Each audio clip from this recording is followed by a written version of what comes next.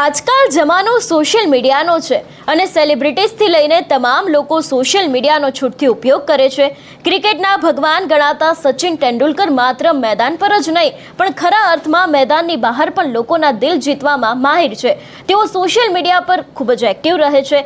તાજેતરમાં social media પર સચિનનો એક વિડીયો વાયરલ થયો છે, જેમાં તેની સાદગી અને સામાન્ય લોકો પ્રત્યેનો પ્રેમ સ્પષ્ટપણે જોવા મળે છે. વાત કરીએ આખરે આ વાયરલ વિડીયો જે છે એની અંદર શું ખાસ છે, તો આ વિડીયોમાં જોવા મળે છે કે જ્યારે સચિન તેંડુલકર રસ્તા પરથી પસાર થઈ રહ્યા હતા ત્યારે તેમની નજર કેટલાક નાના બાળકો પર પડી હતી, જેઓ ઘરે બનાવેલી ક્રિએટિવ અને અનોખી ગાડી સાથે રમી રહ્યા હતા. બાળકોએ લાકડા અને લોખંડના ભંગારનો ઉપયોગ કરીને એક નાની હાથગાડી બનાવી હતી.